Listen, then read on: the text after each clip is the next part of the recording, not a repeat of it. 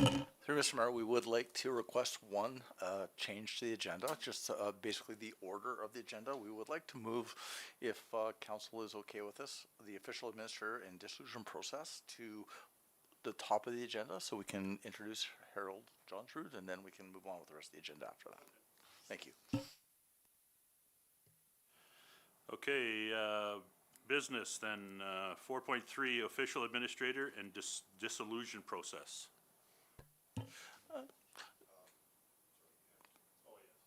I need a motion to accept the agenda as amended. Motion to accept the agenda as amended. All those in favor? Carried. Okay, 4.3, official administrator dissolution process. Good afternoon, Mr. Mayor and Council. I want to be very clear about this part of the agenda. There was some time ago that we came in and we were asked to do a financial review. That prompted some concern and issue. We requested a meeting with Alberta Municipal Affairs. They were very gracious to meet a very aggressive timeline to get in with us and have a discussion, which was very appreciated. As we've unraveled and unpacked some of the issues that we have ahead of us, there was a decision made that the province would support us collaboratively by appointing what's called an official administrator. I'm very happy to say that that individual is here with us today. And so I'm going to introduce Harold Johnsrud in relationship to him explaining what the official administrator's role is to you today. The second part of this report spoke to an explanation in relationship to the dissolution process. And I want to clarify, at this time, it is very important to note that there is no intention at this time to dissolve the municipality. And so again, I'm going to apologize for maybe giving that indication in the report, because again, it was clearly identified in the report that that was not our intent. We did plan on having an explanation of the process though for council today. At this time, we've deemed that that is not necessarily something that we need to do. And so we're going to actually not speak to that component of the report today. Though, that said, council is more than welcome to ask questions because we do have members from Alberta Municipal Affairs to talk about that process if you wish. So with that, I'm very happy to introduce Harold Johnsrud, who is the official administrator and the representative from the province of Alberta, and and Gary Sandberg. And so I'm going to actually step back. Gary's gonna go first. Okay, fantastic. So Gary, if you'd like to sit. I'd like to introduce Gary, the Assistant Deputy Minister of Municipal Affairs. And again, thank you, Gary, for joining us today. And I'm hopefully you enjoyed that beautiful ride. It's very scenic. And really happy to have you here with us today. Thanks, and sorry, we're a little bit late. Perfect timing, actually. Roads aren't quite perfect out there yet, but He's actually early for the next meeting, just so you know. okay, well, firstly, thanks very much for making some time for us to come out and talk with you. I have some sort of formal notes, but I'm more than prepared to be as informal as you like and answer any questions you may have, etc. But I guess to introduce myself, my name is Gary Sandberg. I'm the Assistant Deputy Minister for Municipal Services with Municipal Affairs. And with me is Hamara Saber, who is the Executive Director of Municipal Capacity and Sustainability and works directly with me in our office. And you've maybe already met Harold Johnsrud, who's the official administrator appointed by the minister. So the minister asked us to come today and talk with you about the role, basically to introduce Harold and to talk to you about the role of the official administrator, to ensure you have a clear understanding of the authority and the role that he has, and to talk to you about what you can expect in terms of practical impacts on the ground, how this can work. So firstly, about the role of the official administrator. Mr. Johnsrud has been appointed by the minister under the authority of Section 575 of the Municipal Government Act. And I'll give you a bit of detail about that. So while the official administrator is in place, no bylaw or resolution that authorizes the municipality to incur a liability or to dispose of its money or property has any effect until that bylaw or resolution has been approved in writing by the official administrator. The official administrator may at any time within 30 days after the passing of any bylaw or resolution disallow it, and the bylaw or resolution so disallowed becomes and is deemed to have always been void. The official administrator must sign or authorize agreements, checks, and other negotiable instruments of the town, and the official administrator may direct the town to provide him with any records of the town except for records that are subject to legal privilege. Gibbons Council is also required to notify the official administrator of any regularly scheduled or special council meetings. Now, to ensure the official administrator has timely access to council decisions, the ministerial order issued last week requires the town's interim chief administrative officer to provide the minister with unapproved council minutes and any related documents from the agenda within 72 hours of the council meeting. This will ensure the official administrator can review all council resolutions and bylaws and provide you with a timely response as to whether they are approved or disallowed. The official administrator will also report regularly to the minister on his work with the town and on the town's compliance with the direction from the official administrator and the minister. It's very important that council and administration are aware that the minister has significant enforcement powers if for any reason the town fails to comply with the requirements relating to the OA. So not that we ever want to go there, but just so you are fully aware that these powers include the possibility of suspending council's bylaw authority, exercising bylaw making authority in the place of council, withholding grant funding, repealing, amending, or creating policies and procedures for the municipality, or even in the worst case, dismissing council or any member of council or the interim CAO. Now I want to pause here to clarify this because this all sounds quite extreme. So I've just described for you what the legislation says and the authorities that exist. It sounds very severe, and in the absolute worst case, some of this could happen, which is why I'm telling you that.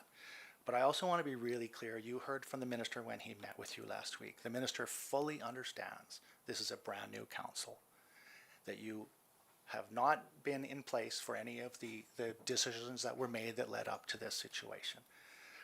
And he also recognizes that you have taken a number of very proactive steps to try and deal with the situation very responsibly. So I don't tell you those things to scare you. I just tell you so you understand that's the legislative context.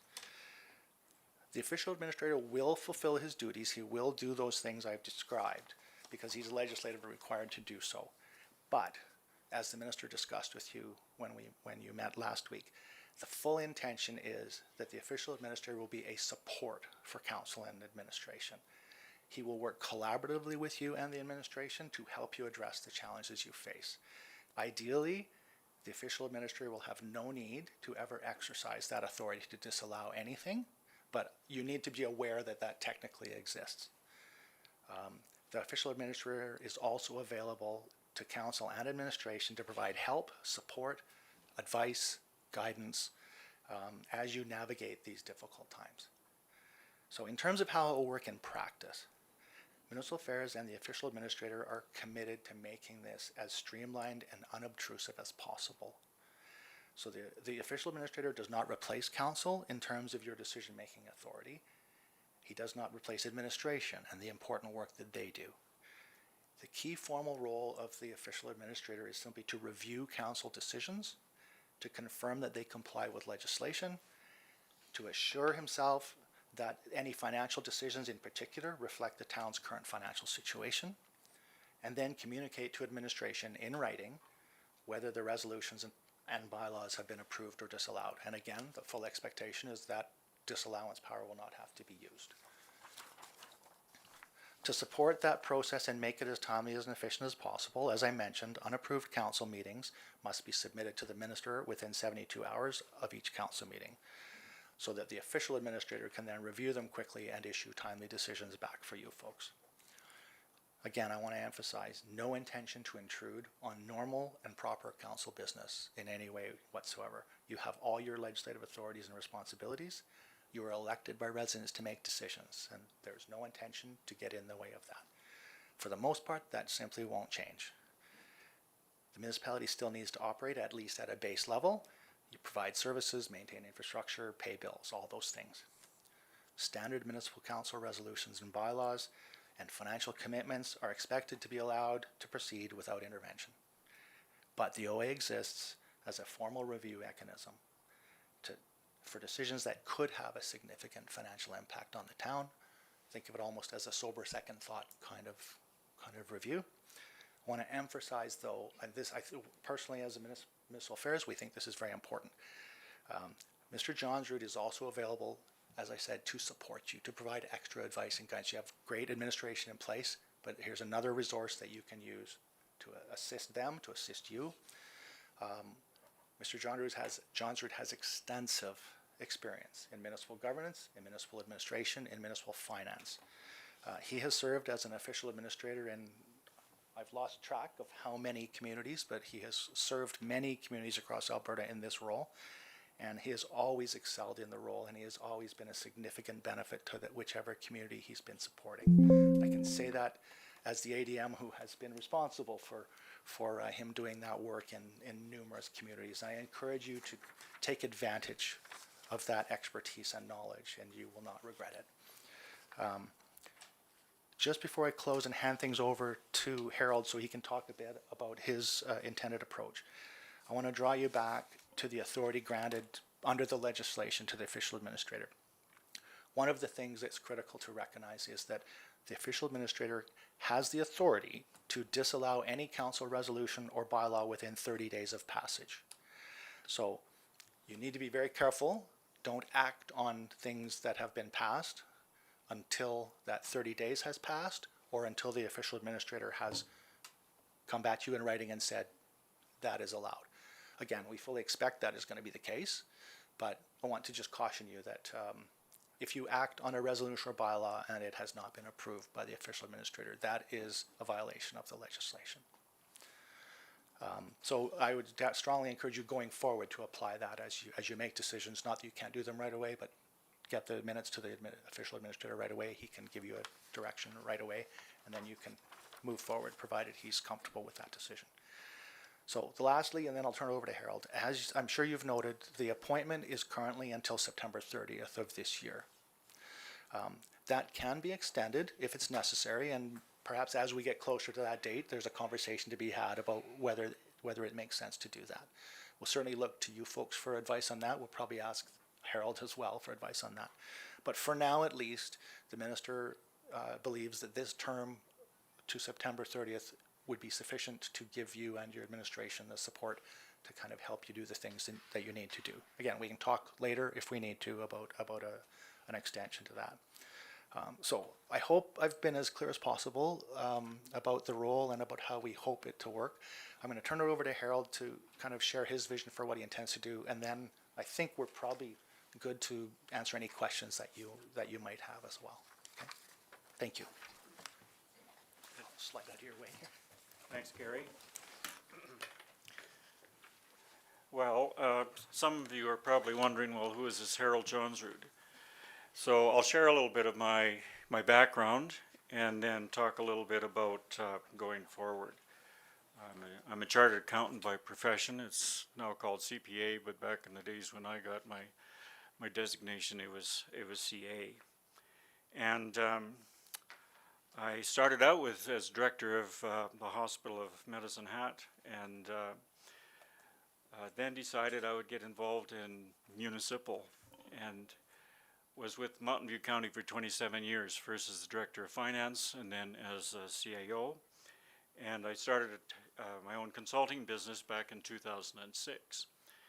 And during all those almost 20 years now, the province has been one of my clients, or I've been one of their clients, however it looks. But as Gary mentioned, I have been in the role of official administrator. The role of official administrator has different from different scenarios. This one is of oversight, and I've been involved in those.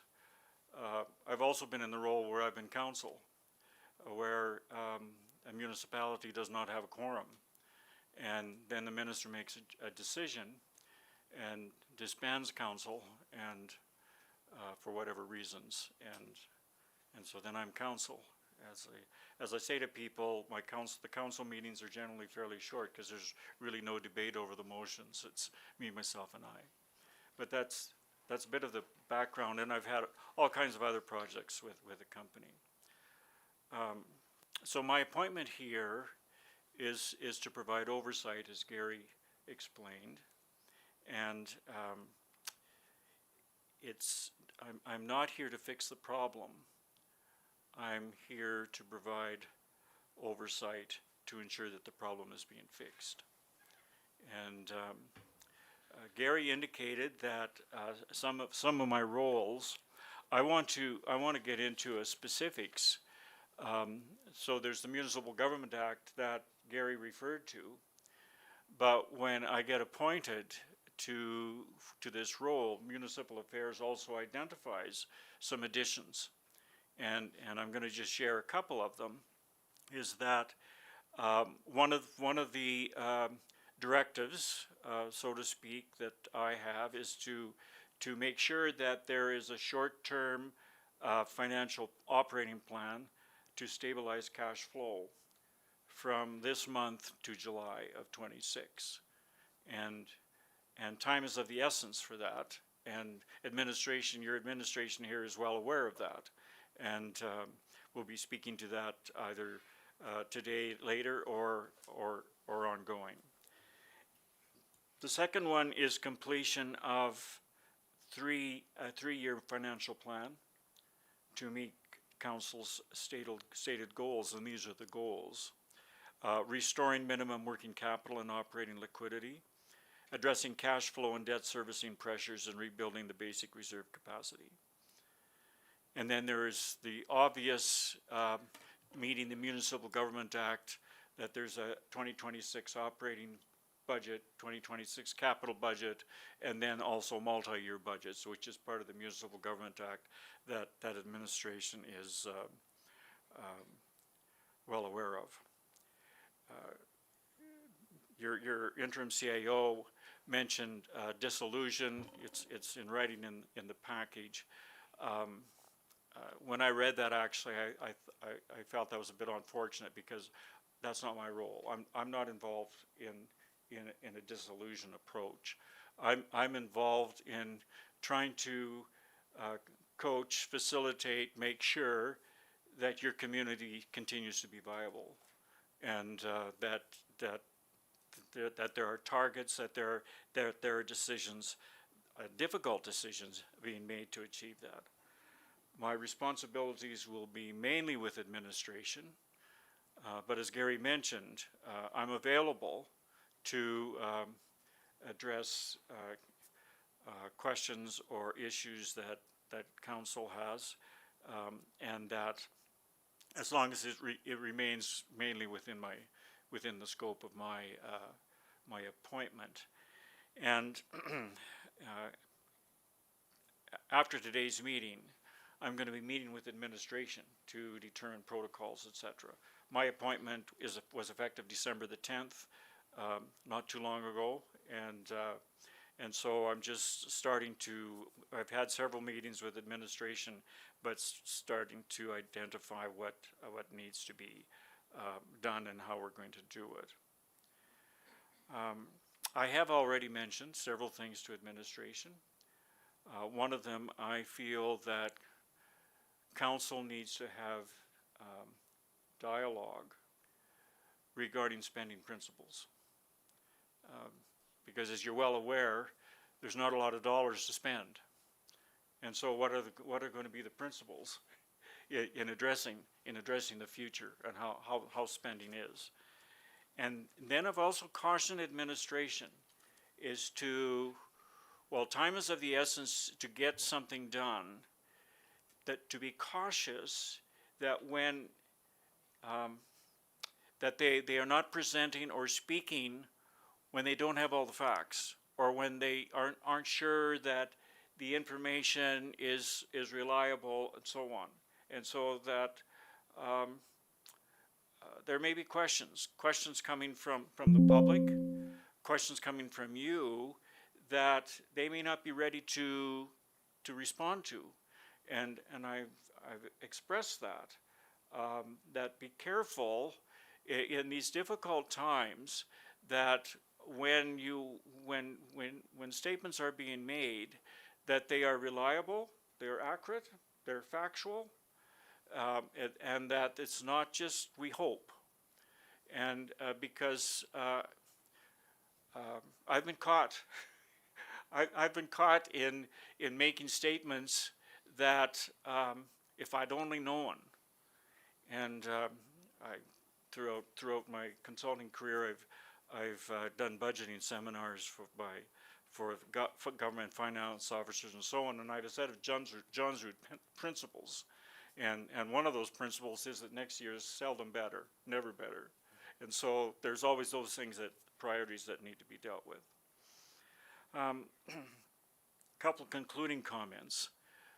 One good thing about COVID is that we learned to do a lot of things virtually, and I am normally out of the province January, February, and March in a different Canadian province.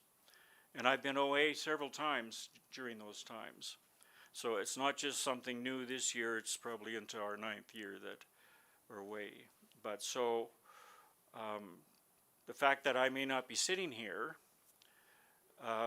in those months doesn't mean that I'm not involved, because we do a lot of things virtually. I will be attending your council meetings virtually, and then starting in April, probably try to attend most in person, but there will be a lot of things to do and deadlines to meet between now and the end of March. So I just wanted you to be aware of that. I want the public to be aware of that, is that I'm still there, but quite often my role in this case is behind the scenes, and will be. Well, in conclusion, there is no silver bullet. There are no windfall grants, but there are difficult decisions to be made. I want to make 2 comments. One is my approach, and there's a document in your agenda about transparency. My approach is that wherever possible, that the difficult decisions and the difficult discussions are done in public. I feel, and through my career, that it's important for the public to hear about your struggles, where you are making some tough decisions. And rather than having those discussions behind closed doors, and some of them have to be just because of personnel or legal, etc., but that the public recognizes the struggles that the challenges that you are trying to address. And so I'm a firm believer of trying to have as much done in public and not having closed sessions. And I have done many inspections, and I observe that there are municipalities that bend the rules on these closed sessions. And so that's where I come from, and I will endeavor to hold administration and you accountable to that, and that if I end up in a closed session with you, and I'm thinking this shouldn't be in a closed session, I'll either say we go back to an open session, or after this closed session we're going to discuss the same thing in public. And so closed sessions provide opportunity, I know, for people to speak, and knowing they're not being recorded, etc. I get that, but there's information that needs to be shared. I'm gonna digress here just for a minute. I'm a firm believer of minutes, not just having the motion. I'm a firm believer that there is a preamble or a reason for this motion. And the MGA used to have to say minutes without fact or comment. It no longer says that. And I've always, in my career, I have not followed the MGA on that. I have made sure that there's something before a resolution of council that provides some information for people that are reading the minutes. And I'm gonna pick on a specific resolution that was made at the April 23rd, 25 council meeting on the 24 financial statements. And it says the financial statements were accepted. It has nothing in there that the financial position of this municipality went off the rails. And it's those kind of things that minutes should be saying. The public reads the minutes, but also for reference, for future councilors, for future administrations, etc. So, I'll get off my soapbox. But one concluding comment. When I face a challenge, I try to think through, so what are the opportunities here? And you are faced with a challenge. But I come up with two opportunities for you as council. One is that the community here knows that you have a significant financial challenge. And to be able to be the council to get over that financial challenge, you can walk away, whether it's after 4 years or more, with a legacy of a council that made difficult decisions, but you came out better than when you came in. And the second one is that you are forced into a situation to take a very good, hard look at the services that this community provides. And that you will need to have a blank sheet of paper, so to speak, with administration and finding out what is essential, how are we going to provide it in the best way possible, in the most efficient way possible, and that the community could come out ahead long term. There will be pain before gain, but that there is an opportunity there to have a good hard look at how your municipality operates. So I'm done, and I look forward to working with you. I hope you will feel the same regarding me.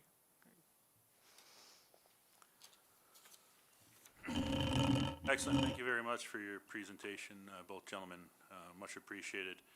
I think some of us on council have a couple of questions, if you guys don't mind answering them. And perhaps I'll start it off, and if I put you on the spot, I apologize for it. But the old saying, closing the barn door after the cattle got out, is quite prominent around this part of the thing.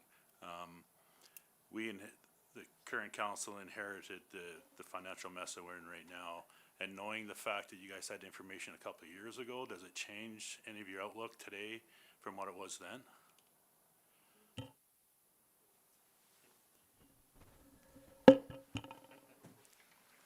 I was assuming you were going to want me to do it. So, I think it's important to be really clear about what information anybody had 2 years ago, or however many years ago. And the simple truth is there wasn't any. Not that council had, that I'm aware of, or that Municipal Affairs had. So, Municipal Affairs has been working with the town of Gibbons since the spring of 2024. We were requested to look at a debt limit extension. That was the first time that we spent any kind of time to dive into the financial statements of Gibbons. There had been some concerns raised previously by a member of council in 2023. Those concerns, and I was the person who spoke to that person, and I have great respect for that person, but those concerns were around the kind of information the council was being provided. It was not, at no point were we ever told, the town of Gibbons is in dire financial straits. We were told there were concerns about the kind of information that council was being provided. And our response, quite frankly, at that time, and with due respect, was to say, that is a decision of council. So if you as a council member feel you're not getting the information that you should be getting, you put a motion on the floor and you ask to get that information. And this person was unable, I guess, to get support from the rest of council to get that information. And that is, so I don't want to go too far off the question. What I want to say is people need to understand Municipal Affairs does not run municipalities, right? Municipalities run municipalities. councils are in charge, administration implements their decisions. Municipal affairs creates the legislative framework. We do not run municipalities. So the information we had in 2023 was there was a council member who was unhappy with the amount of information that they were being provided. And we don't have control over that. That is a decision for council to make. In 2024, we began to look at the finances more carefully because we were asked by the town of Gibbons to give them a significant debt limit extension to undertake the work related to the development. When we got their financial statements, which were late, we started to ask questions. That was in the fall of 2024. So our minister met with the town of Gibbons Council in the fall of 2024, mentioned some concerns, and I think folks all know what happened in the intervening months after that. So I don't want folks to think that Municipal Affairs was sitting there with a wealth of information about the town of Gibbons. We got financial statements for 2023 late in 2024. We got financial statements for 2024 in 2025. That's how it works. Financial statements lag by a year. So when we got those financial statements, our minister met with the council in the fall of 2024. Said there was no approval for extended debt because there were concerns about the amount of debt that existed already. And council, I think at that time, was quite frankly quite surprised at our comments and went back and they made some decisions in late 2024, early 2025, and things changed. Council then met with our minister again in early 2025 and asked for an inspection. And our minister met with them and talked about that, and it was decided that an inspection really wasn't the right approach. An inspection is not a financial review. An inspection is a review of governance. So what the minister suggested to them instead in early 2025 was to do what we call a legislative compliance check. That's the process we worked through with the town of Gibbons from early spring until late summer. And we provided our report back to the town of Gibbons, I believe in late summer. In that legislative compliance check was the first time that Municipal Affairs became aware of some of the things that had been done that were contrary to legislation.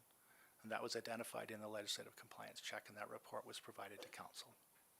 So that's kind of the short history. But With all due respect, sir, I can provide information that you're incorrect in what you're stating. So I feel that you may have been ill-advised. I personally wrote to Municipal Affairs. I had strong dealings with the people doing the legislative compliance review, and it was actually a bylaw that was passed, or a resolution of council, that they do the full forensic audit, and it was, from my understanding, the minister that downgraded it because he said it would cost over $1 million for us to do it, and if we requested it, we would pay for it. But if at the end of the legislative compliance review, they turned up any significant issues, they would order the full forensic audit, and Municipal Affairs would pay for it. well, sorry, with due respect, I was in those meetings with the minister, so I'm quite certain I'm aware of what the minister said. The town of Gibbons asked for a inspection. An inspection is a review of governance. The minister suggested that an inspection would not be the appropriate tool because governance was not the issue council was concerned with. Council was concerned with financial situation. You're absolutely correct that a full financial audit or forensic audit would have been very expensive, and the minister was clear that the department does not do a forensic audit for a municipality. Municipalities are responsible to do forensic audits for themselves, and the cost would have been unreasonable for the municipality to undertake. So we did a legislative compliance check. I apologize, I do not know what role you played in that legislative compliance check.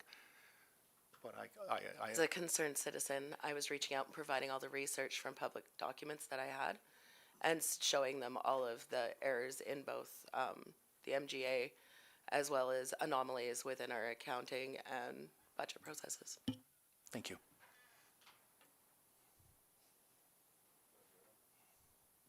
Sorry, can you repeat for me when you said that you had first heard about any issues with the finances in the town? The first time I personally was aware of anything would be the spring of 2023 when a council member reached out to me with the concerns around, again, the level of financial reporting to the council. It was not in any sense a concern about the financial state of the municipality per se. It was a concern that that council member felt they weren't being provided the necessary information around council finances and budgeting in essence. So, Sorry, so my question, I guess, would be, myself, before I was on council, I was a citizen, and I've written to municipal affairs several times, actually discussing about the borrowing bylaws. And that kind of went on deaf ears, so what I'm just wondering is what the process would have been to, I guess, check and balance, because we're hearing that you guys didn't hear anything, but several of us here and citizens emailed the MLA, Municipal Affairs, the Ombudsman, and we all got replied emails. But now you're saying that there wasn't, and these were on very specific borrowing bylaws that were against the MGA. right, sorry, so I want to clarify, I understood the question was about what we knew from the town. I certainly can't deny that residents would have been raising concerns, and I don't mean to be glib about this, so I apologize if this sounds the wrong way. Municipal Affairs receives 3,000 letters and emails every year from residents of municipalities who are unhappy with the decisions their councils make. That is not in any way to diminish those concerns. It is simply to say, again, Municipal Affairs does not run municipalities. The response to the large majority of public concerns is to say, you need to talk to your council because they are the authority that has the authority to make these decisions. If you have evidence of violations of municipal legislation, typically the process is to request an inspection. I hope it would be appreciated Municipal Affairs does not initiate an inspection, with all due respect, because 1, 2, or 3 residents are unhappy with a decision, because we would be doing inspections in 330 municipalities every year. So we need some kind of significant evidence of community concern or some kind of indication of very significant legislative violations. If I may, so once we did have our legislative compliance review, that didn't trigger anything? Like, why did they not intervene after that? There were significant issues brought forth. Yeah, so those issues were brought forward to the council, and the council was indicating at the time that they were taking action to address those concerns. We are not typically involved in a, what I will call punitive process. The intention is to correct the behavior, right, to solve the problem. And whether it's an inspection or a legislative compliance check or any of the other work we do, the idea is to raise the concerns for the council, who's the appropriate body to make decisions for a municipality. The report was provided to council, and our understanding was council was prepared to take the necessary actions. Now, the timing, of course, was a bit awkward because it, you know, their legislative compliance check report was provided, and don't quote me on this, I think it was August? October, sorry. So it's provided in October. Well, there's another thing that happened in October as well, you know, that may have had an impact on council implementing any of those actions. Oh, it was August? Okay. So, council received the report in August. There was 2 months until the date of the election. I will admit, I don't know what actions council may have been able to take. Any further questions? Councillor Morrison? Municipal Affairs received the financial statements for 2023, for 2024. Those statements were absolutely egregious, and there was clearly no review or intervention by Municipal Affairs at that point in time. I honestly, I don't understand that in itself. So again, I realize folks are not loving this answer. Municipal Affairs does not run municipalities. So there are 330 municipalities. Every municipality is required to provide audited financial statements. The municipality submits the audited financial statement. We have a very quick review. We do not review in detail audited financial statements because they have been reviewed by an auditor, right? So we receive audited financial statements. The auditor has signed off on it. If the auditor has not included some kind of a significant note of concern, like it's a note of a going concern or it's a note that the auditor does not believe these statements present the financial statements in an accurate way, then we would look further. but if we receive audited financial statements and the auditor signed off on them, we accept that opinion of the auditor.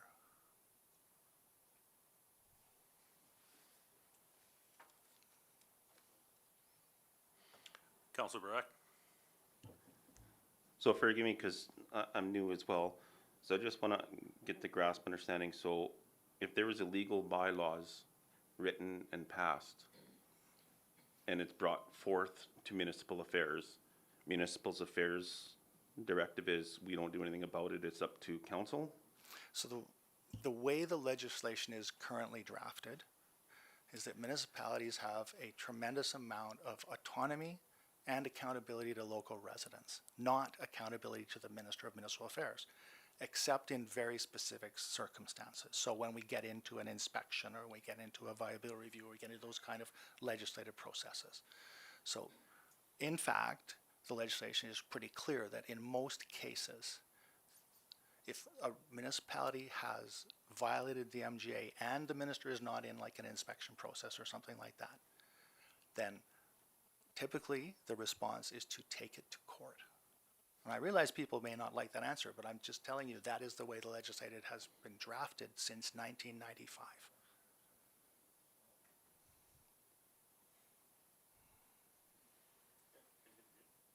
Sorry, one more question, kind of off topic.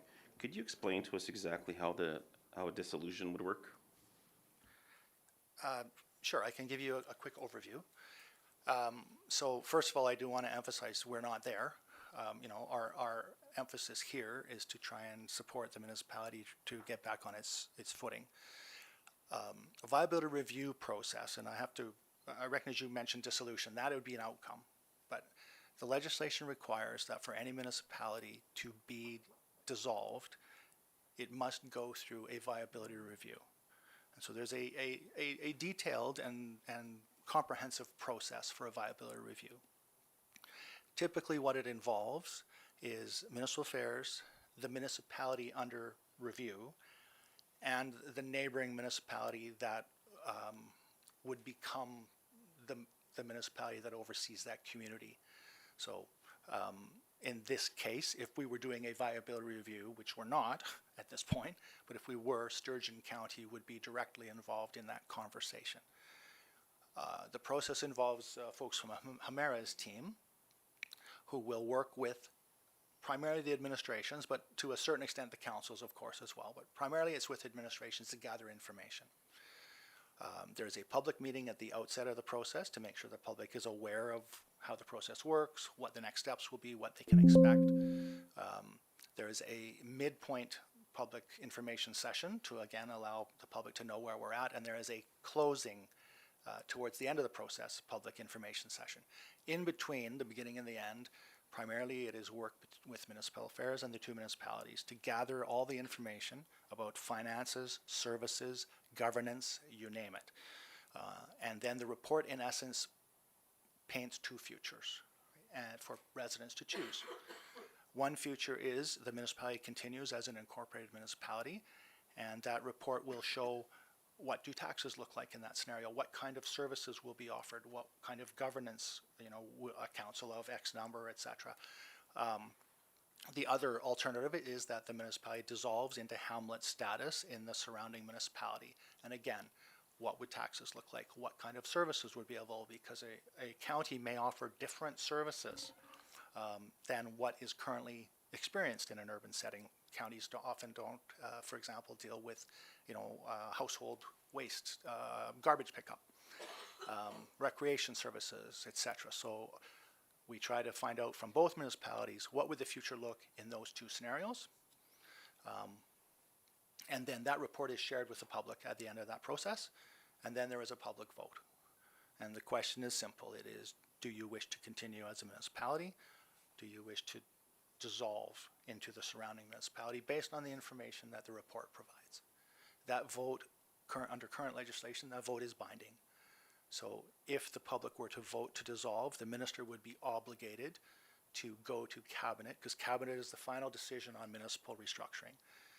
The minister would take a recommendation to cabinet to dissolve the municipality. Final decision on that is up to cabinet. Cabinet is not bound by the vote. Only the minister is bound by the vote. If the vote is to stay, as a municipality, then the minister may not take a recommendation to cabinet. The municipality remains as an incorporated entity, and the minister may issue directives to the municipality to take actions to strengthen their viability. And typically those directives look like developing a 10-year capital plan and figuring out how what infrastructure do you need to do and how you're going to pay for it. Oh, by the way, sorry, one important part of the viability review study is that we do an infrastructure study of the municipality so that both the residents of the municipality and the county will know if there is a dissolution, what they inherit in terms of the state of the infrastructure. It's critical for residents to understand what the state of the infrastructure is and what future costs would be before they make any decision. So that's kind of the 5-minute version. So I guess my follow-up question to that would be is, let's say for the sake of argument, we're broke, we're busted, there's nothing we can do. We lock the doors, shut, we walk away. Sturgeon County says, no, we don't want you. What does the province do in that case?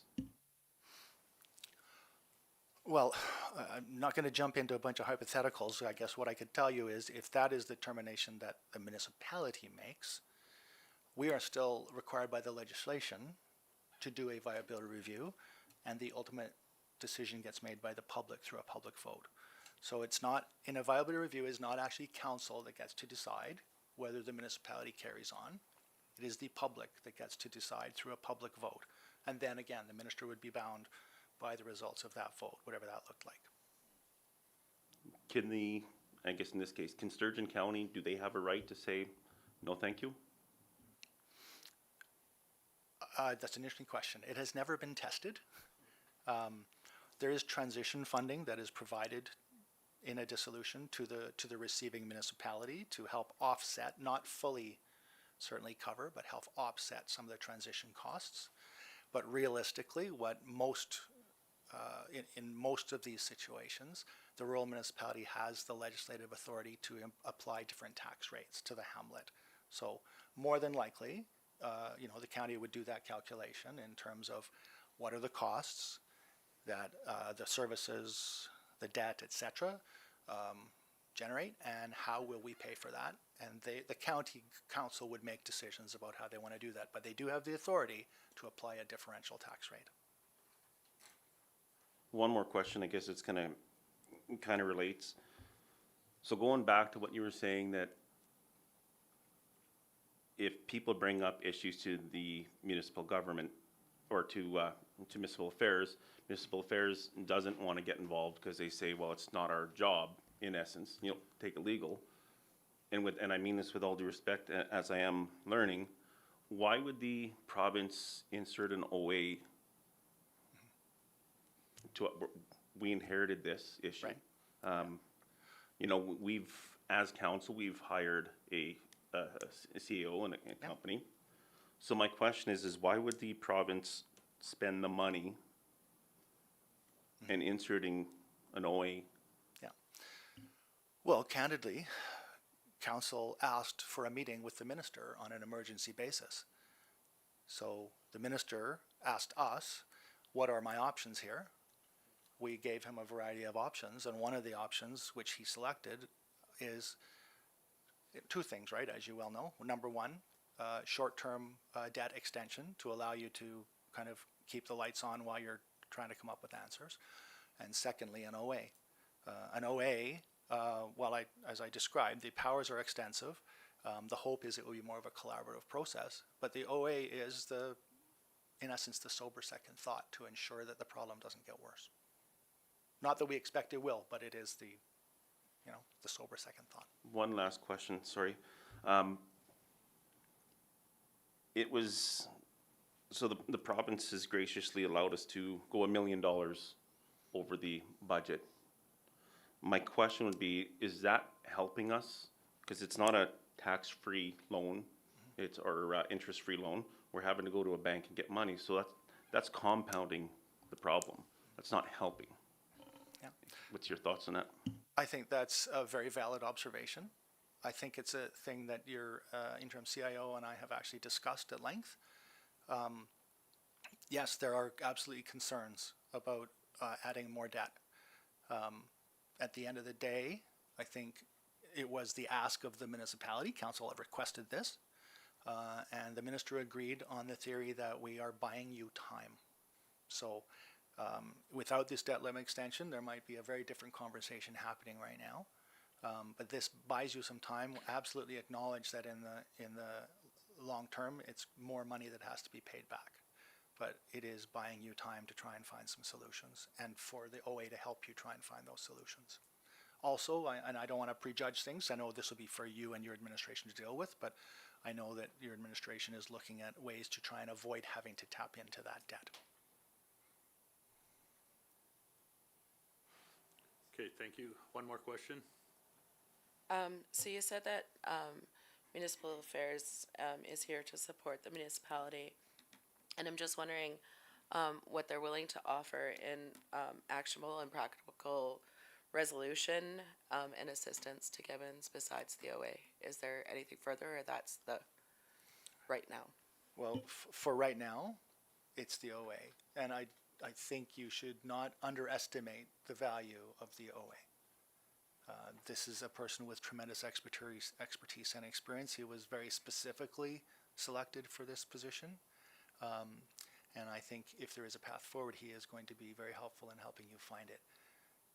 Other things not on the table right now. I guess there's further conversations down the road if necessary, but that certainly will be above my pay grade, so to speak.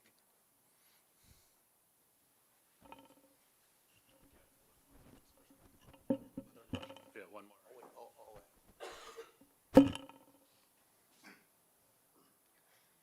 Mr. Johnsard, thank you very much for joining us and joining our team. We appreciate you. I want to amplify one thing. It's probably going to turn out to three. I'm from the East Coast.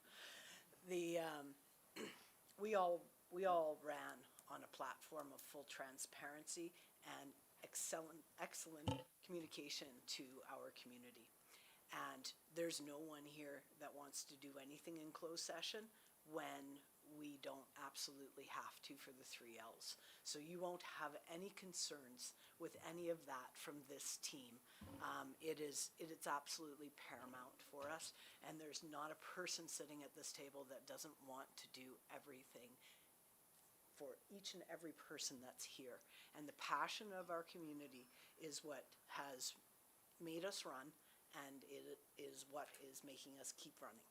So we're only here to be part of a strong team, and we welcome you. Good. Thank you very much, and thank you for your comments. Alrighty, thank you. Tim? Thank you, Mr. Mayor. One of the things as we close this section of the agenda, I just wanted to state, I'm actually very happy that the province is here and that they've welcomed the OA. I've never been through the process myself.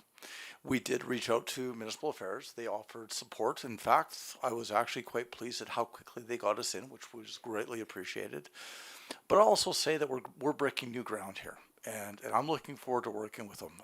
As you're aware, my company is the official education provider for the Canadian Association of Government Finance Officers. We have 15,000 members that are on our website right now catching up on their CBD credits. And so I still feel, though, I can learn. And I'm looking forward to learning from Harold. And I'm really glad that he's here. I think the other thing that's very important to note is that this council, in the short time that you've been here, has already done a lot of work that I think is very positive for this community. We have looked at financial measures. We have had lots of discussions about challenges from a financial perspective. And I'd also like to say that we've also been very careful, as Harold had alluded to not state anything that we felt was not absolutely verifiable. And I want to make sure that we're very clear to both our provincial colleagues and to the public that we are moving very quickly, but also very cautiously in the way that we're going to analyze the situation. And we are very strongly of the belief that we will come up with a solution. My team, and as Harold said, he's not here to solve the problem. He's here to monitor, is what I've heard, My team is here to solve the problem, and we're working very hard on developing financial strategies, financial structures, numerous options, and we're getting to work and we're rolling our sleeves up. And I have to say, just so the province is aware, I've been on the same hot seat that you were just on with this council, and they're very gracious people, very well-meaning, and we are really working. We're looking forward to working with you, and I for one am very thankful that they're here. And I think that, again, we're breaking new ground, but as Harold said, in about a year, and I've said this to council before, we'll be in here celebrating a great success. And I think you as council will achieve something very special, and we will do that with the province hand in hand. And I think that's the key. But we also have to recognize that we're also going to run into challenges. We're going to make mistakes. We're going to, there's going to be things that we're going to find are going to be difficult together. But I think we also have to commit to just that, working together. And what this is really about is again, council, and again, us as administration, but it's really about the people of the town of Gibbons. And that's what we want to serve through this. And again, I'm looking forward to working with this team, and I'm glad they're here. So thank you. Thanks for that. Yeah, and I would agree, and just sitting and listening to the questions, it'll let you kind of get a picture of how passionate we all are in regards to the town, right? So, all right, with that said, can I get a motion that council receive the report titled Introduction of Official Administrator and Municipal Affairs Representatives, Roles, Authorities, and Legislative Process as information? I'll make that motion. Do you have any further questions? Seeing none, all those in favor? Carried. Thank you.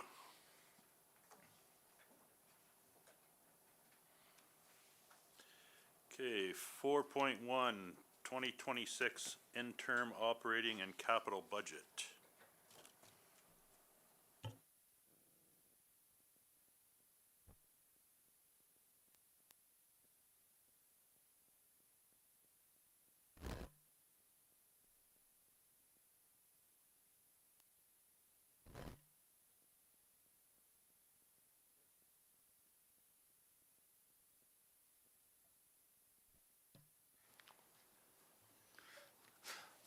Thank you, Jody, for joining us. She's the one who keeps me out of trouble, so I need her at the front desk with me. Thanks, Jody. Good afternoon, Mr. Mayor, Council. Today we have a number of things on the agenda. First order of business that we want to pass today is basically our interim operating and capital budget. One of the things that's very important to note about municipal finance for both yourselves and for our public is that under the Municipal Government Act, we must pass both an operating and capital budget annually. That budget must be balanced. That's a very important consideration. And there's a number of, I guess, financial best practices that usually are included in that budget, including things like adherence to debt limits under the MGA, again, taxation bylaws, again, services paid for, utility rate regulations and everything else. And so because my team is pretty new here, we've been really officially on the job, and I have a very tired CPA sitting behind me named Ryan Mush, who's going to be doing most of this work.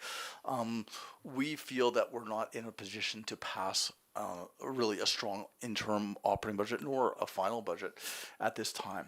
We believe that we have a lot of work to do, and so what we're looking at is passing an interim operating and capital budget at this time that would essentially be passing last year's interim operating and capital budget with a very strong caveat that we are putting in financial measures again through both the official administrator and things that we've already discussed with you as council as to basically making sure that we are putting controls on financial expenditures and the way that we're approaching operations so that we are going to be very financially responsible as we move through the next coming months. Our job over the coming months is going to be to develop a final budget that considers our current situation, a financial strategy. We will be, again, looking at every option that is available to get us back on track. And that is something that we will commit to both yourselves and, again, to the public prior to the spring when, again, we officially have to pass a final operating and capital budget. I think it is important to note that, again, we are going to put significant limitations on how we spend. Again, we have to cover things like salaries and benefits and the utilities to keep the lights on and certain things like fuel that we need to be able to clear snow and whatnot. But any optional expenditures at this time, we are putting basically stopgaps on. And again, we will be going over all those things with the official administrator, of course, under process. And on capital right now, we are putting a moratorium on all capital projects, basically saying at this time, we are not going to be recommending any new capital projects until we complete our review. We will commit to a very, very quick and very, very in-depth budget review and strategy over the coming months, and we feel that we can confidently, and Ryan, tell me if I'm wrong here, we feel that we can confidently have a fairly strong indication and something we can bring forward to council within approximately 6 to 8 weeks. Again, it's going to be an initial strategy, an initial budget. We still will probably need time, and again, we need your direction and leadership after we initially present that information. But again, today, we again have to pass an interim budget, and what we're asking is, again, it's basically a stopgap interim capital operating capital budget with, again, significant restrictions on it in relationship to spending. So with that, Harold, I think Harold had a few comments that he wanted to make in relationship to this, and so I welcome him to Thanks, share his Tim. thoughts. The comments that I'd like to make is that the document that's in your agenda has one motion. And I'm suggesting that we have two motions, one on the operating and one on the capital. And that there's a clause that the CAO has put in the preamble. It's in the interim budget approach, and it's the second bullet, which is a criteria or a position of moving the 2025 operating budget, which this is not new to this council. Other councils do this as well, but using it for 2026. But I really like the statement: spending authority will be limited to essential and legislative required and service priority operations only. I would like that to be in the minutes. I would like to, rather than administration owning it, I would like to see council own it. And that when administration makes some decisions that are the essential and not the nice to have, that council recognizes that it's in black and white that you dealt with on December the 18th. And so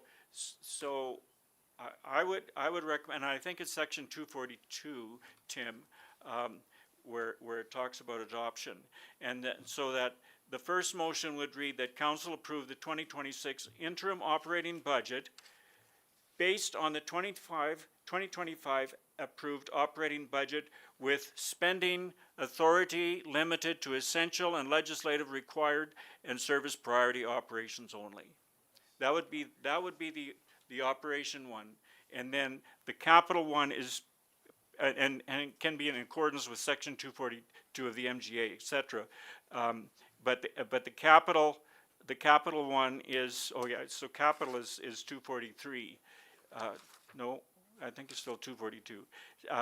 The capital one deals with impose a moratorium on capital spending, just like it's there in the motion, so in the document, and so it'd be two motions. That's my recommendation. Okay, thank you. So if you want to, are you done there? Yep. Through Mr. Mayor, Council, I believe these are friendly amendments, and I welcome the amendments and agree with them, so. Okay, thanks. So the first one, we'll take care of the first one since we have it, is a motion for council to approve the 2026 capital budget in accordance with section, and you said it was 242, not 243, is that correct? Right. Okay, 242.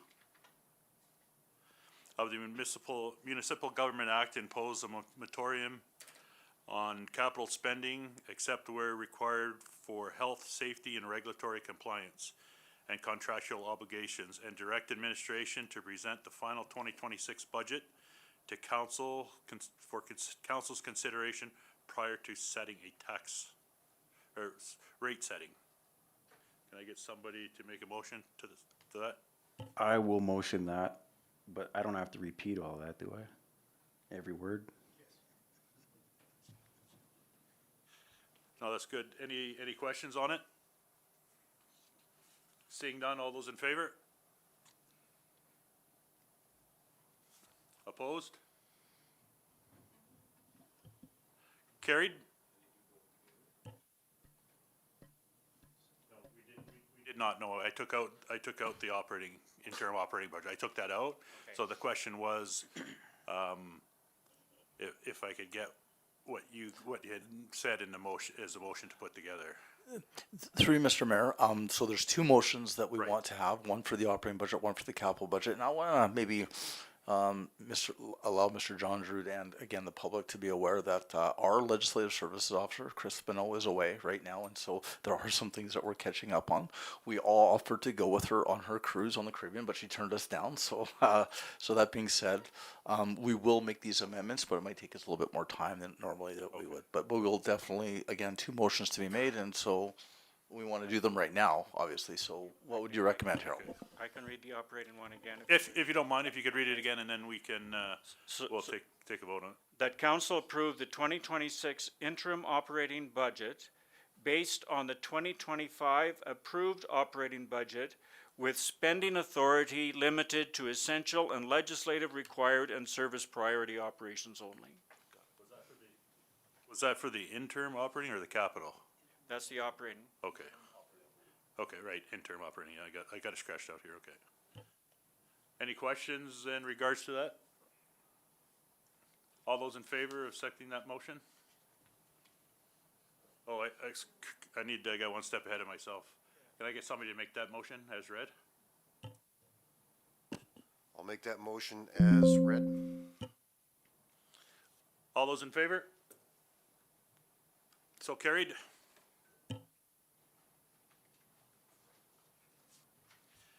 Fourteen point two, public engagement plan. They did a capital sort of. Gotcha. You betcha. Okay, we got it. Again, Mr. Mayor, Council, I'm very happy to present a report, and again, this is one that I think the public should be aware has been very strong direction from you as council. One of the things as we've worked through, basically, and again, I was brought on at the outset to do your council orientation. One thing that became very clear to me is that this council very much appreciates and wants to be very transparent with the public as we travel through this journey that we're on. Because of that, we have developed a public engagement plan, and this today was intended to present basically a general framework for which we'll be looking at in relationship to engagement from here on in, from a public perspective. It doesn't supersede a policy that we have, but again, this is a situational issue. And so we want to make sure that we present something to council that you're on side with what we're going to be doing from a public engagement perspective, but also we want to be clear with the public that there are going to be times that we have to discuss things in camera. We don't want there to be any misconceptions about what we're doing. Again, it's not that we're not trying to be transparent. We have to be able to mitigate risk and liability issues as we go through this work. So I'm going to present basically some of the things that we've decided that we're going to do. And again, because we're in financial distress and it's a situational issue, we're going to basically, again, make sure that we are very, very clear and transparent and do most of our work in open session. Anything that should not be in closed session will not be in closed session. And again, we have, a very seasoned individual now working with us, which I said before, I'm glad is here to help support us through that. But there are some things that we will be looking at in, again, closed session. Again, so things like we are going to commit to being very transparent about the town's financial position. We'll be very transparent about the fiscal repair and sustainable strategies that we're going to be looking at in the coming months. We're going to be very transparent about, again, our related policy and budgetary matters. And so these are the kinds of things that we're going to be working very hard on with my team. But at the same time, we'll be very clear about being and doing this work in public. And so whenever possible, we will be doing this work in open session. But to give, again, the public a bit of an understanding about closed session, again, this is in conjunction with legislation. There are some things that we may have to discuss in closed session for various reasons. These are things like financial and economic matters of the municipality, third-party business, commercial, or financial information, personnel matters, advice from officials and or consultants that are basically confidential in nature because, again, of the legalities, and those types of things that might be of a concern, and the matters of subject to solicitor-client privilege and ongoing legal proceedings. One of the things that was said, and again, maybe to explain this is not a perfect statement, but there's something called the 3 Ls that is kind of on site to go into in closed session for, and it's kind of labor, law, and land. And so those are kind of the 3 kind of basic areas, but they are not inclusive of that. And then there's also areas of land, labor, law that should and are appropriate for open session. And so I think the key thing here on this part of the public engagement plan is that we are very, very committed to transparency. We want our public to know that, but that doesn't mean that we're not going to be in closed session on occasion. So just saying that. One of the things is that, again, this council is deemed very important, and that's going to be under our public engagement plan is basically transparency commitments. This means that, again, our reports to council will be debated in open session. Regular press releases outlining decisions, financial status, and updates and next steps will be committed to. So whatever we do and important things that we decide as a council or you decide as a council, we as your administration will make a great effort to putting that into very simple layman's terms for the public so that they are very aware of what we're deciding to do. There will be updates, regular updates on the town website, official social media channels, including Facebook. And again, we will look for other opportunities for public facing information and make sure that things are in plain language, especially related to financial matters and strategy. And again, this is all in compliance with the Municipal Government Act.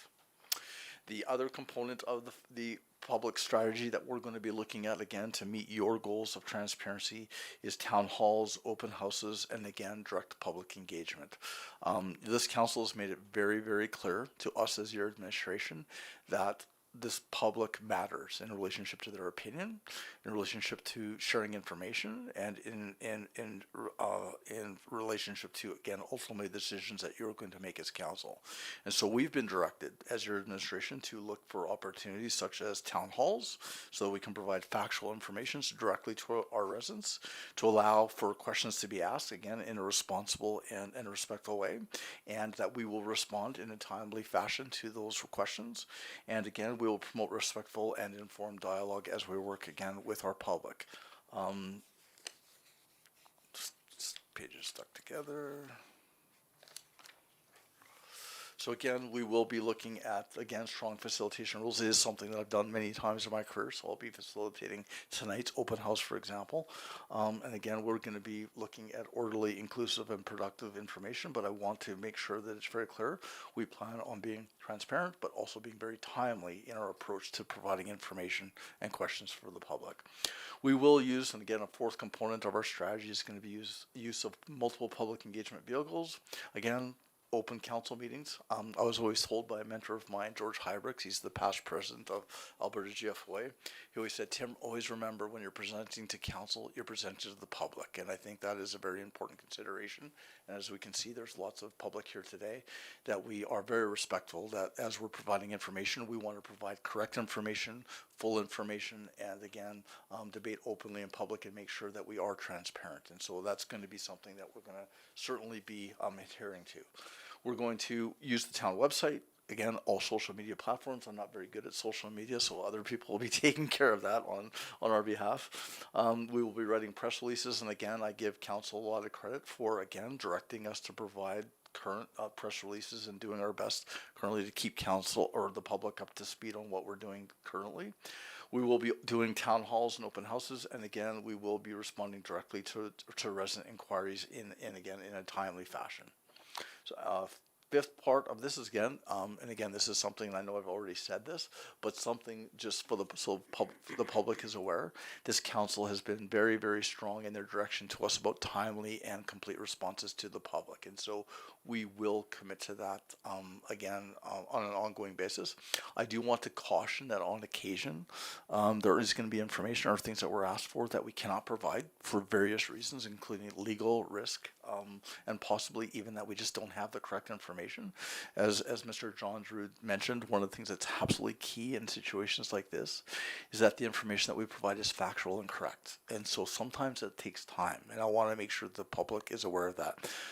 Me and my team have got a long history at doing this, and again, I'm very, very happy to say that the people that we have employed here working for you now I mean, I have a complete confidence in terms of the work that they're going to be doing to provide that information. The last part is again information sharing legislation and again risk management. It is important to note that transparency must be exercised in accordance with Alberta's Access to Information Act, ADA. Doesn't have the same ring as FOIP, but again, I keep getting this one mixed up. But again, it is important that we are very, very versed in basically the legislation and we adhere to it. And I think over the coming year, we're all going to know this like the back of our hand here soon. So we're going to be, again, very committed to legislation and ensuring that we do things properly. In particular, we want to make sure that the public are aware that there are limitations for what we can provide. Again, if things unreasonably invade personal privacy, we cannot provide that information. If they harm the financial interests or economic interests of the municipality, again, there are limitations in terms of what we can provide. If they compromise contractual negotiations or legal proceedings, it is something, again, we have to hold back, again, according to the legislation. And if we disclose confidential third-party business information, again, we are limited in terms of what we can provide. And so the reason why I wanted to share this information is, again, this council's been very, very clear about its intent in relationship to transparency, but we also want to be transparent with our public that there are things that we are limited in terms of what we can do in this respect. And so, with that, again, there's no financial implication to this, again, because we have the expertise with our staff to be able to manage this public engagement plan. We do believe that this is in accordance with, again, strategic alignment, and again, we'll soon be embroiled in strategic planning with you, so we'll talk about this. And so with that, we recommend that you accept this engagement plan and we move forward. So with that, I'm ready to answer any questions that you may have.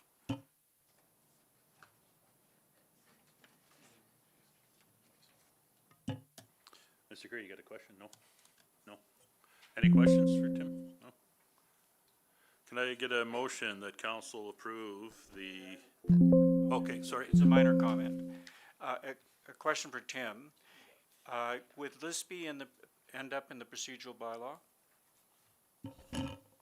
Through Mr. Mayor, it's a great question.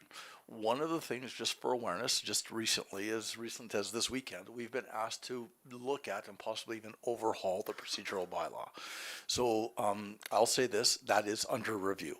My recommendation would be, though, is that certainly this should be a component of your procedural bylaw. Is it currently now? We're not at that point where we've done the review yet, Mr. Horsford, but again, so, but my again, from what I've known of this council, they're very diligent about facts and details, and I'm sure this will be something that we consider heavily in the procedural bylaw. And again, I would ask maybe if I could pass a question off to Harold. What is your recommendation and your thoughts on that? Well, it can be handled twofold. One is a document like this needs to be living, like it needs to be available and not just in an agenda. There's definitely closed sessions, definitely is something that's appropriate for a procedural bylaw. Now, recognizing when you do something in bylaw, it's more laborious to make amendments because you have to do 3 readings, etc. And so there's some of it even could be in policy. And so I think I would make a small amendment, approve it in principle, and then have administration determine, do they take some of it and put it into a procedural bylaw, or create a policy and have a policy on some of it, leave it up to administration to bring it back to council. But you make a decision today on approving it in principle. Okay. That's reasonable, Tim? I think it's a good amendment, and I think very welcomed, so, yeah.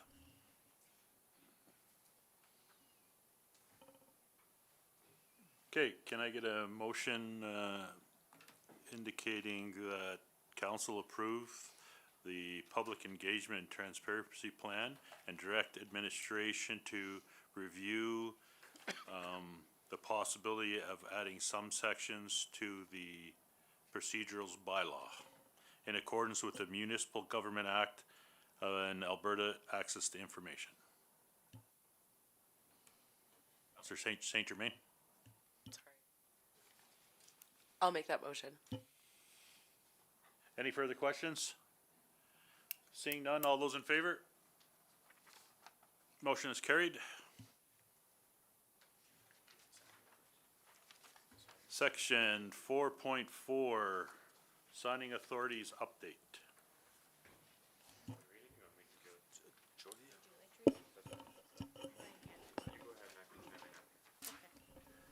Thank you, sorry.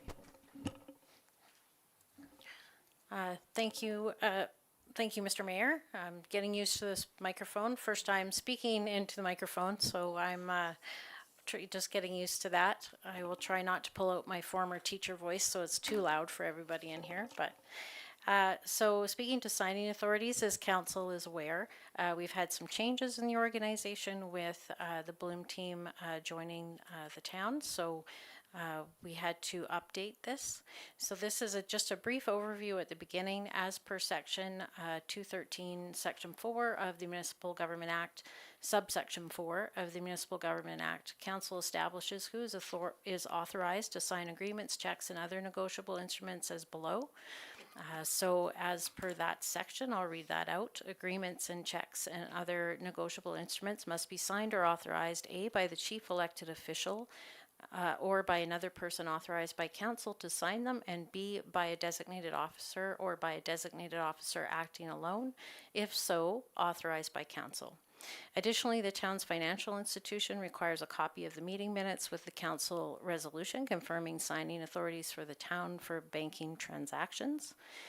Municipalities in Alberta require dual signatures on agreements, checks, and other negotiable instruments. These signatures commonly include the mayor, as provided for in section 213.4 of the Municipal Government Act, and one or more of the following: the mayor, the deputy mayor, or other members of council, the chief administrative officer, and or other managers as authorized by council. This is done to ensure business continuity, especially during periods of absence, vacation, illness, or vacancy. It's also necessary to designate alternate signing authorities. Clearly identified backups allows the municipality to continue normal operations without delay while maintaining appropriate internal controls and governance standards.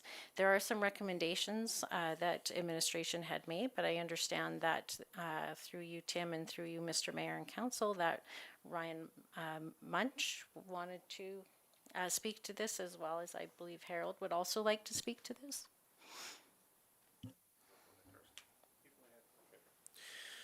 Thank you, Mr. Mayor, members of council. So my recommendation upon review was just to smooth the process out, basically.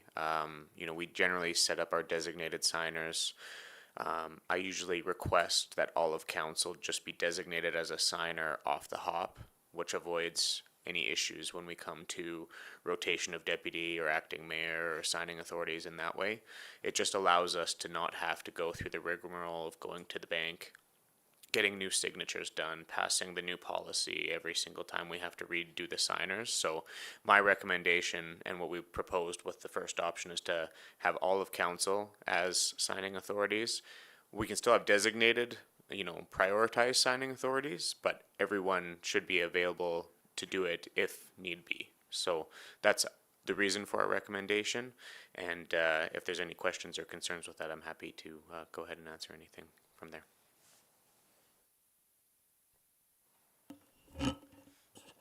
So I'll just make a further comment, and I'm glad that Ryan made his comments, because I find it unusual that all of council would be signing authorities.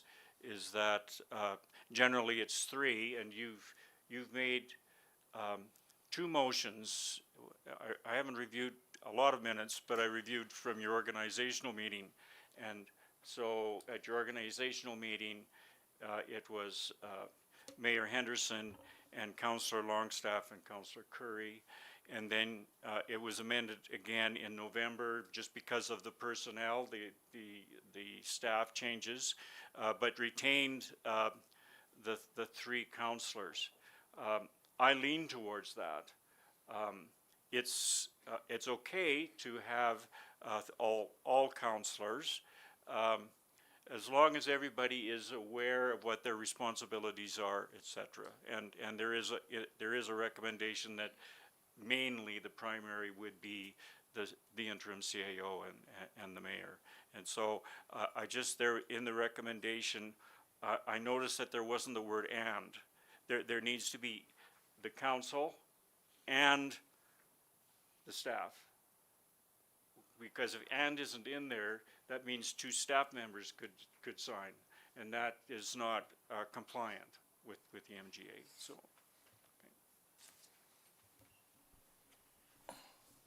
Through Mr. Mayor, I do think it's important to note that in the RFD, and correct me if I'm wrong, Jody, that there is verbiage in there that clearly states that there's a differentiation between administration and council. Is that correct?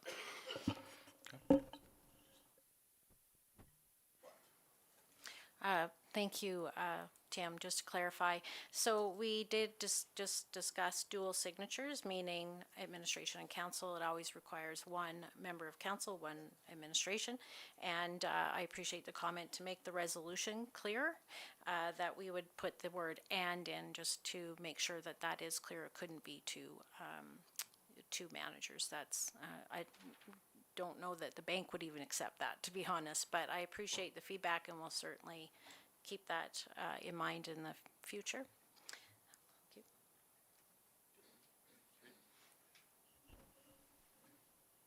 you. Any questions? Can I get a motion, first motion that council hereby revoke all previously authorized signing authorities and agreements, checks, and other negotiable instruments for the town of Gibbons? I'll motion that. All those in favor? Carried. Okay, motion number 2, that council hereby authorize the mayor and all councilors and the interim CAO Tim DeHamel, interim assistant CEO Jody Brown, and finance manager Tara Patterson as signing authorities for agreements, checks, and other negotiable instruments on behalf of the town of Gibbons effective December 18th, 2025. And that Mayor Henderson and interim CAO Tim DeHamel be designated as primary signing authorities. And that in the absence or unavailability of one or more of the primary signing authorities for any reason, any of the remaining authorities' signatories may execute such documents in their place. I'll motion that. Okay, thank you, Councilor Curry. Any questions on that one? All those in favor? Carried. 4.5, 2026 operating borrowing. Awesome. Thanks again, Mr. Mayor, members of council. I've put forward an RFD for council deliberation and discussion in regards to council approval to source an additional $1 million in operating debt to support operations in 2026 ahead of the 2026 taxation levy and collection. So as we noted before in the last discussions, this is a stopgap measure when it comes down to it. It's not a solution. It's a how do we buy time to come up with a better option, basically. So, like I mentioned before, what we're doing right now is building out the things we need to do in order to establish our operating budget and to go into the final budget options and opportunities. So, basically, when it comes down to it, as we noted, significant financial pressures exist, and we need to pave the way to give us the time to deal with those and get us to the point of being able to build out the sustainable strategies from there. So, go ahead, CEO. Are you finished? I think just to Ryan's point, and maybe if I can echo this and maybe more strongly state it, one of the things I think it's important for, council's already aware, but also the public to be aware that when we reviewed your financial situation, we were very adamantly and strongly opposed to the use of operating debt to basically fund your ongoing operations. It is not a best practice. There's limitations in relationship to this action in the Municipal Government Act, and it's something that when I teach my classes, I tell everybody never do that. And so I do have a bit of a sinking feeling about this because again, it's our only option at this point. with our cash flow situation. And again, we've been very clear about that. But again, this is not something that we would normally recommend. So I want council to know that we are working very quickly, and really looking at other options so that we can possibly avoid this debt. And then hopefully eliminate the current operating debt that we've taken out. But I will say strongly at this point, we are limited in terms of our choices as we begin to unfold the situation. So again, I just want to be very clear to council and the public, this is not something we would normally recommend. But again, it's something that unfortunately with the current situation, we need. Excellent, thanks. Do you have some more? I'll keep going, yeah. So just to continue on that, and as Tim mentioned, we had reached out to Municipal Affairs recently to get a $3 million extension to the credit debt limit. Obviously, we don't want to utilize all of that at once and have very little intention of using all of it in any way. So that's why we've targeted the $1 million to start, just to get us to a point where we can start building out our strategies and start getting to the point where we can start putting in, measures and whatever else we have to do at that point. So what the purpose of the RFD is here today is to get at council's authorization to seek options for how to pull an additional portion of operating debt in order to continue operations. As I work through cash flow and just what we have to do to keep services running, to continue to clear snow, to continue to operate buildings, it's abundantly clear that we're going to need something to help us to get to the point where we can put some longer and better strategies in place. So again, the goal of the RFD is to get the authorization of council to seek out the options, and we would then be required to complete a borrowing bylaw in order to actually undertake the debt.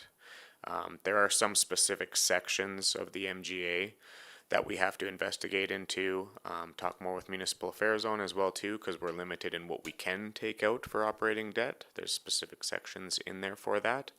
So that's part of the work that will be undertaken, but the first step is establishing the council authorization to proceed with going this route. So again, with that, that's everything I have. Ready and willing to answer any questions.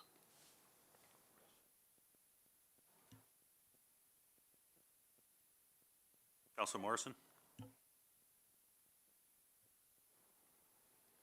Ryan, Tim, thank you very much, Jody.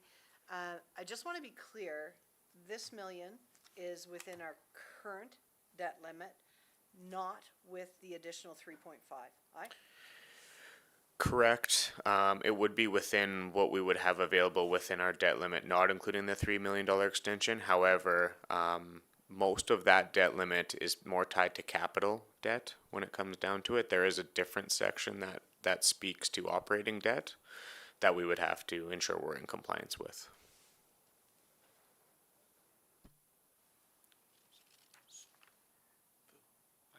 Feel free. I can make a comment on that. And so administration has been sharing the correspondence and the decisions and so on with me in hard copy, and discussed it with Ryan. And there's the debt limit and the debt servicing limit, and normally it's capital. And so the town is in a unique situation, and that there is Section 256 of the Municipal Government Act that says the limit for borrowing for operations, which Tim has spoken to already, very uncomfortable in borrowing for operations. There's a limit to the amount of taxation, the annual taxation. And the Section 256, I'll read it, it says, and it's under operating expenditures. This section applies to borrowing made for the purpose of financing operating expenditures, okay? And I want to just stop for a minute. So operating expenditures, to me, has always been the municipal operating expenditures. Now, recognizing that your taxation includes the education requisition, for example, which is over $1 million, okay? And municipalities are required to pay that quarterly, starting at the end of the first quarter, okay? And you haven't collected it yet. And so, but then we go to clause 2, it says, the amount to be borrowed together with unpaid principal of other borrowings made for the purpose of financing operating expenditures, which is at the amount of your municipal taxation in 2025, must not exceed the amount the municipality estimates will be raised in taxes in the year the borrowing is made. So, I'm fine with the motion, with the recommendation. I may have to rescind it, but I'm fine with it at this point in time because I need to discuss it with municipal affairs. It's always been my understanding that it's for the municipal operations. It has it has nothing to do with the amount that you levy your residents for education purposes, for example. So, if it could include that, then the 1 million would still be well within. So there's just some things that need to be clarified on that specific piece of legislation. Just for awareness, I'm in complete agreement with Mr. John Giroux in his understanding of the MGA. One of the things that, as we start to unpack this, is important to note is that what we have found is that things like grant revenue that's been received, things like development charges, and basically when we collect school taxes, those are considered restricted. And that restriction means that we must use those funds for what they're intended to be used for. What we have found, unfortunately, that in the case now, and again, we are at the very beginnings of our analysis, that was not the case. And so those things maybe have been collected for use for, like, for example, paying the education requisition. Unfortunately, our cash situation doesn't allow us to basically pay for that because, again, it was used. So we're in a situation that is very unfortunate, very uncomfortable, very difficult, but again, in complete agreement with the interpretation of the MGA. But unfortunately, we're in a very, very dire financial situation, and we have to pay the requisition. We don't have a choice, and so we may have to find a way of utilizing operating debt to meet our financial obligation. Okay, thank you. I just have one question. The timeline that you outline in here in the comment, I won't read it all, but achievable in the current status? Are you referring to the budget timeline? in Yeah. here? Yeah. Sorry, yeah. Yes, I guess just further to Tim's discussion before, we've got a lot of work to do with this budget. Everyone knows that. So, a lot of this is going to be longer than it would normally take to go through a budget process because we're going to have to talk about a lot of options, a lot of different scenarios, do a lot of planning around different scenarios so we can pick the best option for the municipality. So, I would say realistically, I'd be extremely happy if we have our final budget passed by the end of March.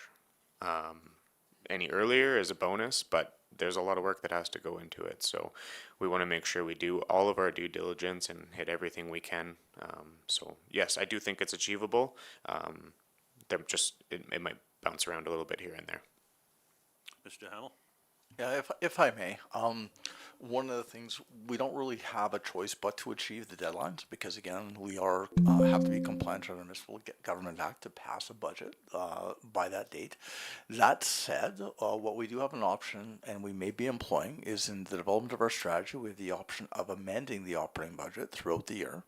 And so certainly what we will be presenting is a budget that will be balanced, but at the same time, the situation is going to be fluid, and as we start to develop additional strategies, get more information, get more in depth, there might be times throughout the year that we start to look at making amendments to the operating budget that are required. And I don't think, again, the situation, again, is anything that many municipalities have been through before, but I can share with you, I have been through many situations in municipalities over my 27 years in the business where we've had to amend an operating budget during the year, and so we're not going to be any different than that. So deadline, we'll make it for sure.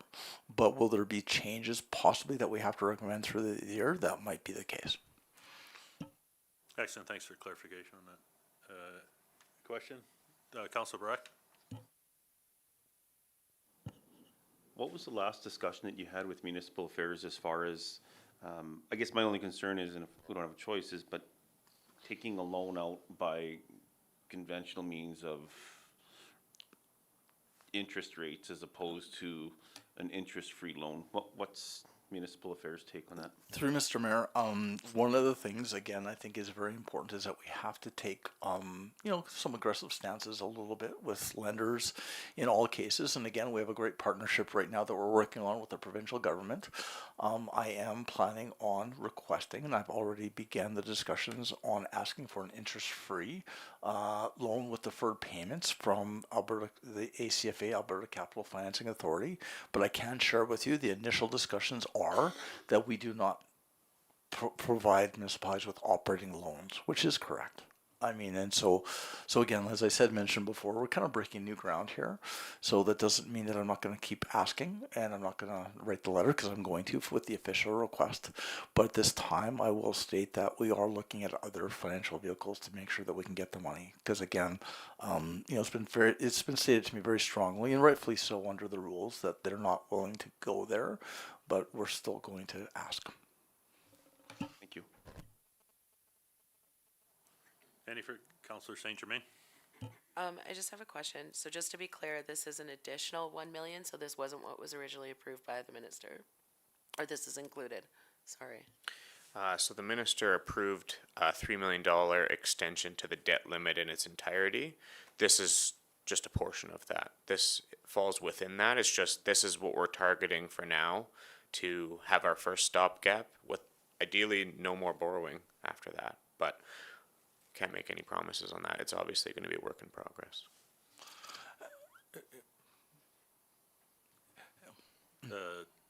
Mr. Hummel? Yeah, if I may, and again, we are being very careful about our approach in relationship to sharing information, making sure it gets factual. But I think it's fair to say, and I think the public needs to be aware, that I think the forecast, Ryan, and correct me if I'm wrong, is we have about 4 to 6 weeks before we have no cash. And so this is a necessary stopgap that we are looking at. Again, we are taking severe measures, which I'm going to be talking to you about shortly, in relationship to hopefully avoiding this loan, because we don't want to take out operating debt. But I just want to make sure it's very clear that this is a necessary challenge that we have ahead of us. Again, one of the things that we're also doing is we are looking at verifying all of the debt calculations, making sure that the debt limit calculations are correct. And again, we endeavor to come back to council and make sure that everything is completely compliant and accurate and correct. Thank you. That answers my question. That's what I was looking for. Make sure we're in. Excellent, thank you. Any further questions? Seeing none, can I get a motion to approve the request to seek an additional 1 million in additional operating financing? I'll make that motion. All those in favor? Carried. And the only thing left is correspondence, and I believe the minister touched on these letters in his presentation. Is that correct? That would be correct, Mr. Mayor. Yeah, okay. I'm going to call a recess before we head into closed session.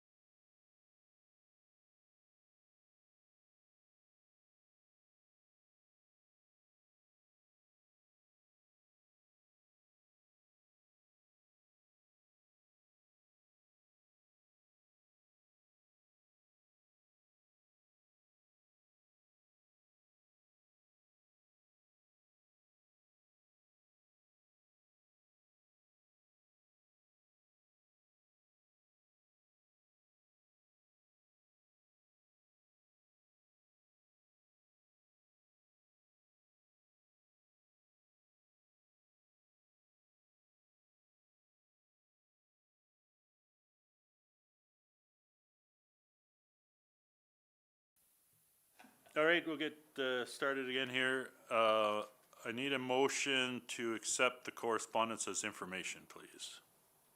I'll motion that. Council Curry made that motion. All those in favor? Carried. And just one other statement, the representatives from the minister's office that attended the meeting today will be in attendance at the town meeting. And I need a motion to go into closed session. I move that we move into closed session under the Access to Information Act under sections 19, 20, 26, 29, 30, and 32. Excellent, thank you. All those in favor? Carried.